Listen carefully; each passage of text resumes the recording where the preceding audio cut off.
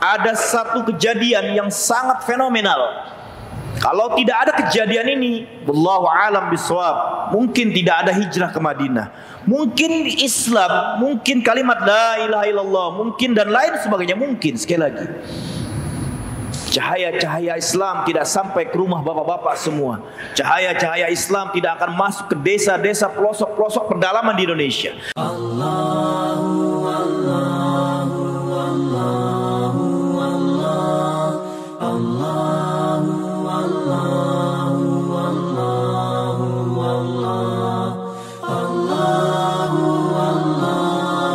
Innal hamdalillah nahmaduhu wa nasta'inuhu wa nastaghfiruh wa na'udzu billahi min shururi anfusina min sayyiati a'malina man yahdihillahu fala mudilla lahu wa man yudlilhu fala hadiya lahu asyhadu an la ilaha illallah wa asyhadu anna muhammadan 'abduhu wa rasuluhu la nabiyya wa la rasula ba'dah. Allahumma salli wa sallim ala nabiyyina Muhammadin wa ala alihi wa ashabihi wa man tabi'ahum bi ihsanin ila yaumiddin wa ba'du.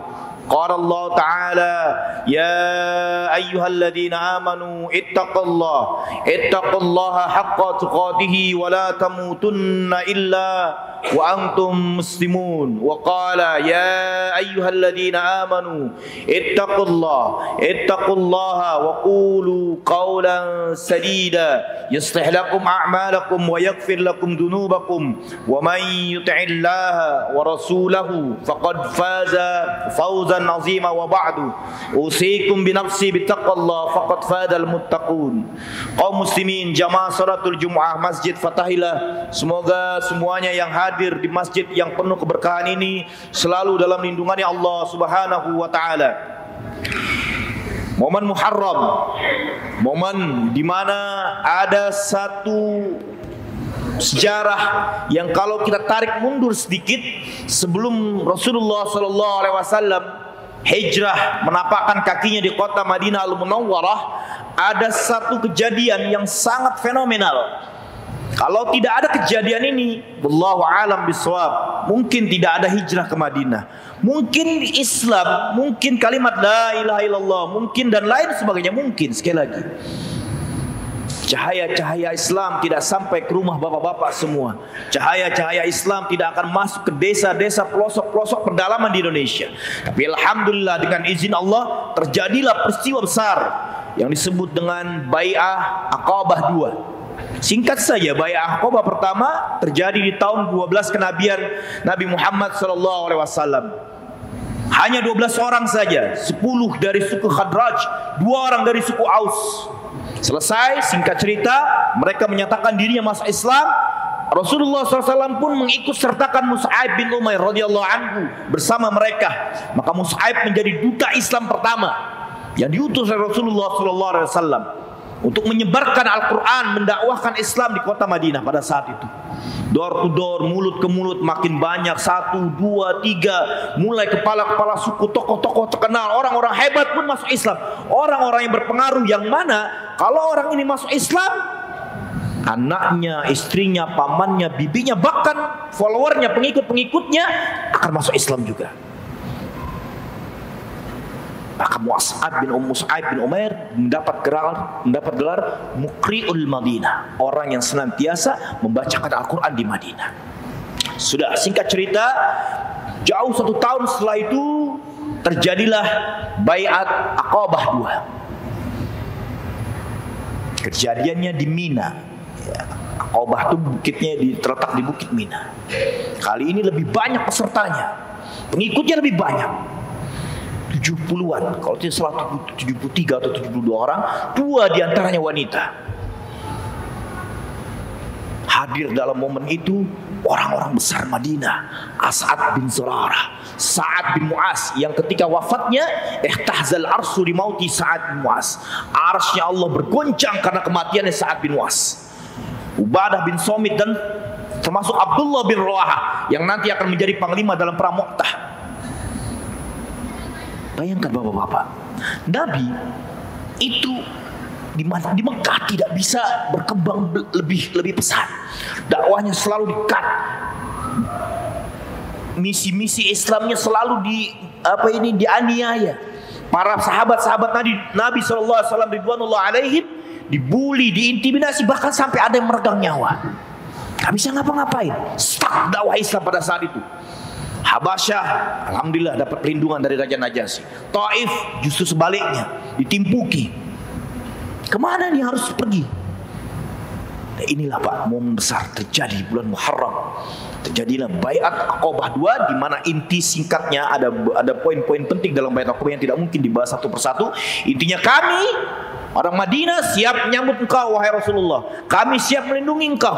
Bahkan pada saat momen Aqabah 2 itu, Abbas bin Abdul Muttalib radhiyallahu anhu, terjadi perbedaan pendapat apakah Abbas sudah masuk Islam pada saat ini atau belum. Ada dua pendapat terkait, sedikit keluar dari materi. Abbas bin Abdul Muttalib, ada yang meyakini bahwa Abbas sudah masuk Islam, tapi dia merahasiakan keislamannya dan menjadi intelijennya Nabi di kota Mekah. Informasi selalu datang ke Madinah melalui Abbas bin Abdul Muttalib. Itu pendapat yang pertama. Pendapat yang kedua, momen di saat mendetik-detik menjelang Fathu Makkah, 4 mil ketika Rasulullah berkemah, jaraknya dengan kota Mekah, Abbas datang ketemu Rasulullah SAW, dan disitulah Abbas bin Abdul Muttalib menyatakan dirinya masuk Islam. Wallahu a'lam bishawab, mana riwayat yang lebih. Intinya Abbas di antara paman-paman Nabi yang masuk Islam selain Hamzah bin Abdul Muttalib, dan bibinya satu lagi, bibi Nabi Sofia binti Abdul Muttalib yang merupakan ibunda dari Zubair bin Awam, salah satu sahabat yang 10 sahabat yang dijamin masuk surga. Kita kembali ke Baiat Aqabah. Datanglah Abbas berbicara kepada Ansor. Singkat saja, panjang ucapan Abbas, saya persingkat. Kalau kalian siap menyambut ponakanku ini, orang ini orang mulia di tengah-tengah umatnya, di tengah kaumku, di tengah sukuku. Selama ini di Mekah kami yang melindunginya. Kalau kalian siap, silakan bawa Muhammad, sambut dia. Tapi kalau kalian ragu, jangan. Karena dalam tradisi orang Arab, unsur asobiah itu masih kuat, unsur kesukuan. Misalkan anggap Quraisy itu Jakarta misalkan, ya, maka di Jakarta ini akan ada komunitas-komunitas suku Jawa, suku Makassar, suku Padang, suku ini dan lain sebagainya. Mereka nyaman dengan sukunya. Kalau ada satu orang itu dianiaya, maka sukunya itu akan turun tangan. Itu kebiasaan orang Arab pada saat itu. Asobianya masih kuat. Dan Abbas mewakili Nabi dari unsur kekeluargaannya, unsur nasabnya, unsur kesukuannya. Singkat cerita, tangan Nabi pun dijabat oleh As'ad bin Zurarah. Singkatnya, kami siap menyambutmu. Ada beberapa poin-poin: tidak menyekutukan Allah, tidak berzina, tidak mencuri, dan lain sebagainya. Dan kami siap berperang. Dan inilah bapak-bapak kaum muslimin yang dimuliakan oleh Allah, detik-detik atau momen, ya, starting point di saat akan datangnya perintah perang. 2 tahun setelah itu terjadi perang Badar itu. Turun dalam surat Al-Uzina lilladzina, perintah untuk perang kepada kaum musyrikin. Bayangkan Pak, akhirnya dengan izin Allah Subhanahu wa taala terjadilah Baiat Aqabah 2. Maka pada saat itulah Nabi SAW perintahkan para seluruh sahabat hijrah, pergi, pindah dari Mekah ini. Bukan Nabi tidak cinta Mekah, Nabi sangat cinta Mekah Pak, sangat cinta. Kenapa tidak berjuang, tidak berantem? Tidak, perintah Allah, ya, license dari Allah untuk wahyu dari Allah Subhanahu wa taala untuk berperang pada saat itu belum turun. Padahal pada saat itu di Mekah udah ada orang-orang kuat, ada Umar bin Khattab radhiyallahu anhu, udah ada Hamzah bin Abdul Muttalib, udah ada Sa'ad bin Abi Waqqas. Itu orang-orang hebat semua itu. Bahkan Nabi mental jauh ke depan di saat Fathu Makkah, masuk melalui Jabal Abi Qubais, masuk gerbang kota Mekah itu, Nabi menundukkan kepalanya sampai dalam satu riwayat dagunya menempel ke tenggorokannya ini. Saking tawadhunya Nabi melihat Ka'bah. Sudah lama dirindukan. Ikhwani seseorang yang dimuliakan oleh Allah Subhanahu wa taala. Maka terjadilah peristiwa besar ini, momen Baiat Aqabah, di mana Islam performanya, segala-galanya, manajemennya, administrasinya, militernya dipindahkan ke kota Madinah. Cuman permasalahannya adalah, siapkah kota Madinah menyambut Rasulullah? Ini enggak menyambut sembarang, menyambut tamu Pak. Bapak bayangkan, Bapak punya rumah, tiba-tiba rumah Bapak didatangi seseorang. Orang yang datang ke rumah Bapak ini mengakuisisi semua aset-aset Bapak. Saya mau kulkas Bapak, berikan ke saya. Saya mau lemari Bapak, berikan ke saya. Saya mau ini Bapak, berikan ke saya. Harus konsekuensinya seperti itu. Bahkan kalau bilang, Bapak hari ini kita berangkat, kita perang. Konsekuensinya seperti itu, Pak. Bayangkan, nggak sembarang orang, nggak sembarang manusia bisa menerima seperti ini. Bukan singkat cerita tuh, ada yang memberikan istrinya, ada yang memberikan tanahnya, ada yang memberikan ini, itu dan lain sebagainya kepada orang-orang muhajirin pada saat itu. Akhirnya bapak-bapak yang dimuliakan oleh Allah mulai itu, Pak. Dari bulan Zulhijjah akhir diterapkan satu Muharram. Mulai bulan Muharram mulailah para sahabat nyicil hijrah satu-satu. Ada yang berdua, ada yang bertiga, ada yang berkelompok, ada yang terang-terangan, ada yang mengendap-endap di malam hari, ada yang melalui jalan yang lebih jauh biar gak ketahuan. Nabi hijrah agak belakangan.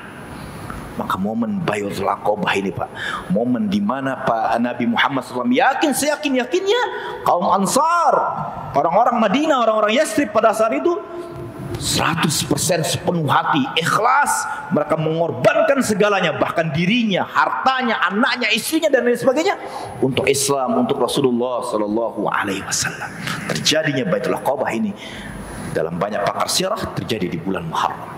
Ini harus kita renungi, Bapak-bapak yang dimuliakan oleh Allah, bahwa terkadang ketika kita memahat kalimat la ilaha illallah, melantunkan kalimat asyhadu an la ilaha illallah wa asyhadu anna Muhammad Rasulullah, ada konsekuensi pengorbanan di dalamnya. Gak tanggung-tanggung yang dikorbankan, bahkan ayah ibu kita harus kita korbankan untuk Islam. Istri kita, anak kita, harta kita, ada cerita. Seandainya Bapak yang dimuliakan Rasulullah SAW masih hidup di tengah-tengah kita, Rasulullah meminta rumah kita, berikan. Rasulullah meminta mobil kita, berikan. Rasulullah meminta toko-toko bapak-bapak semua yang ada di Tanah Abang Blok B ini, berikan. Gak ada cerita. Ikhwani saudaraku yang dimuliakan oleh Allah, maka hijrahlah para sahabat ridwanullah alaihim. Ada yang terjadi di bulan Muharram, ada yang setelahnya, ada yang setelahnya. Perbedaan pendapat dari pakar sejarah.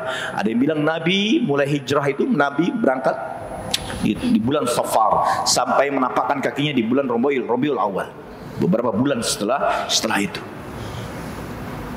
Maka mulailah Islam dibangun, dibesarkan, bahkan disitulah terbentuk militer, terbentuk pasukan hijau namanya, pasukan hijau, inti daripada kekuatan, inti pada orang-orang hebat semua yang ahli perang semua. Ada Sa'ad bin Abi Waqqas, ada Ubaidah bin Ibnu Al-Jarrah, ada Zubair bin Awam, ada Ali bin Abi Thalib, ada Umar bin Khattab, ada Hamzah bin Abdul Muttalib. Ini orang-orang hebat semua, Pak, yang mereka sebenarnya bisa melawan orang-orang Quraisy, tapi kata Rasul, jangan, tunggu wahyu. Seandainya mereka, kata Rasulullah, sikat habis itu, terjadilah peperangan, pertumpahan darah di kota Quraisy pada saat itu. Tapi Rasulullah tidak melakukan itu. Maka dalam momen Bai'atul Aqabah ini, Allah puji perbuatan, Allah tinggikan derajatnya orang-orang Ansar. Bahkan Allah abadikan nama mereka dalam surat At-Taubah itu ayat 100 itu. Was-sabiqunal awwaluna minal muhajirina wal ansar. Was-sabiqunal awwalun, orang-orang yang pertama masuk Islam. Minal muhajirin, dari kadang-kadang muhajir, orang Quraisy, orang-orang Mekah yang menyatakan dirinya masuk Islam, wal ansar, dan orang-orang Ansar. Nasara, asal kata dari Nasara, para penolong. Seterusnya ayat yang mereka persiapkan, Allah telah persiapkan bagi mereka, adallahu lahum jannatin tajri tahtahal anhar. Radhiyallahu anhum wa radu'an, Allah ridho pada mereka dan mereka ridho pada Allah Subhanahu wa taala. Maka Bapak yang dimuliakan oleh Allah Subhanahu wa taala, mari kita jadikan momen bulan Muharram ini momen yang dimana disebut oleh Al-Quran sebagai bulan haram. Di antara 4 bulan itu Muharram, Zulqa'dah, Zulhijjah dan Rajab. Dalam surah At-Taubah ayat yang 36 itu, inna iddatas syuhuri indallahi 12 syahran fi kitabillah yauma khalaqas samawati wal ard minha arba'atun hurum. Hitungan bulan, saya persingkat, hitungan bulan dalam setahun dalam perhitungan Islam ada 12 bulan. Di antara bulan-bulan itu ada 4 yang statusnya haram. Tidak boleh membunuh, tidak boleh saling bermusuhan dan lain sebagainya, yaitu Muharram, Zulqa'dah, Zulhijjah, Muharram dan Rajab. Ikhwani saudara yang dimuliakan oleh Allah, mari jadikan momen bulan Muharram ini momen di mana kita semakin berlapang dada menerima Islam, semakin ikhlas dengan perintah-perintah Allah Subhanahu wa taala yang mungkin kalau dibenturkan dengan logika kita, oh ini merugikan kita ini. Yang mungkin kalau dikondisikan dengan keadaan kita, ini nggak ada enak-enaknya buat kita ini. Masya Allah.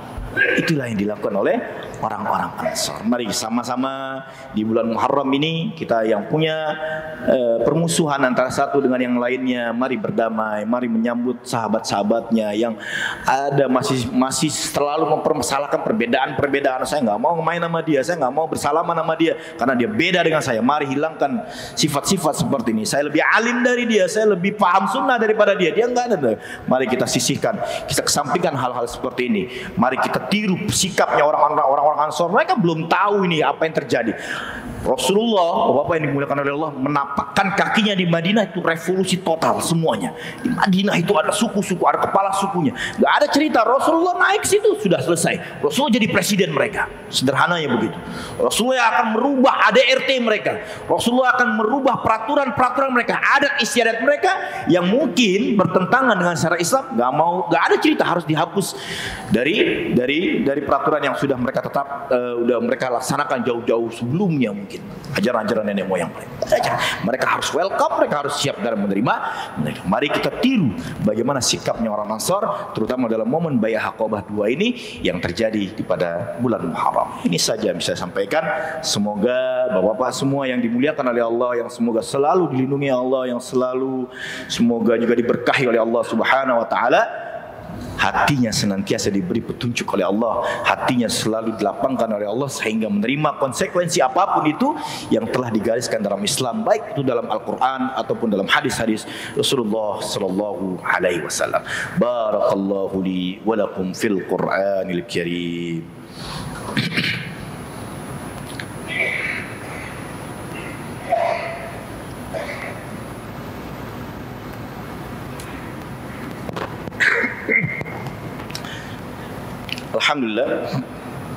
Alhamdulillahilladzi arsala rasulahu bil huda wa dinil haqqi liyudhhirahu 'ala dini kullihi wa kafa billahi shahida.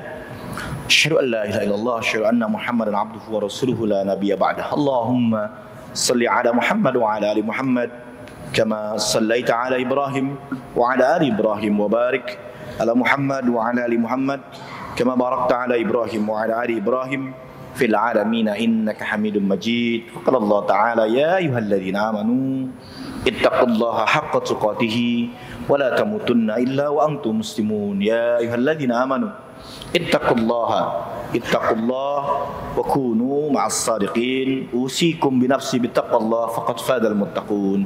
Kaum muslimin yang dimuliakan oleh Allah Subhanahu wa taala, mari sama-sama kita berdoa kepada Allah Subhanahu wa taala, semoga Allah melapangkan hati kita sebagaimana Allah telah melapangkan orang-orang Ansar dalam momen Bai'atul Aqabah 2. Mari sama-sama kita berdoa kepada Allah, semoga Allah senantiasa memberi hidayah kepada kita sebagaimana Allah membukakan pintu hidayahnya sebesar-besarnya kepada orang-orang Ansar, terutama mereka yang hadir dalam Bai'ah Aqabah 1 ataupun Bai'ah Aqabah 2, sehingga mereka menerima 100% kedatangan para sahabat Nabi dan kedatangan Rasulullah sallallahu alaihi wasallam bersama Abu Bakar radhiyallahu anhu. Mari kita berdoa pada Allah Subhanahu wa taala. La ilaha illallah wahdahu la syarikalah, lahul mulku wa lahul hamdu, yuhyi wa yumitu wa huwa ala kulli syai'in qadir.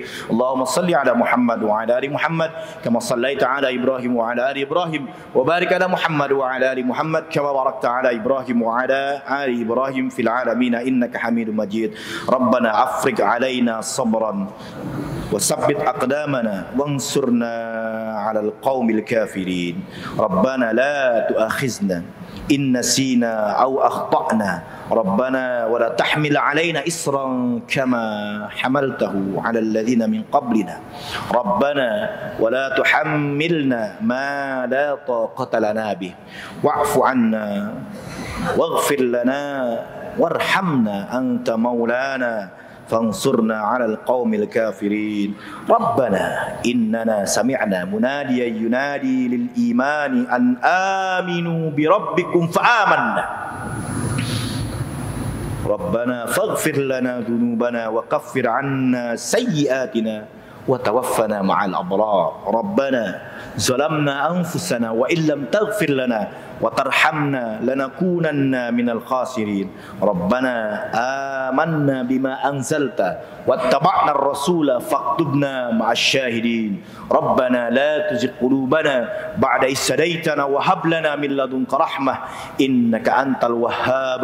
Rabbana atina fid dunya hasanah wa fil akhirati hasanah wa qina adzabannar. Walhamdulillahi rabbil alamin. Wassallallahu ala Muhammadin. Ibadallah, innallaha ya'murukum bil adli wal ihsani wa ita'i dzil qurba wa yanha 'anil fahsya'i wal munkari ya'idukum la'allakum tadhakkaruna wa la dzikrullahi akbar. Aqimissalah.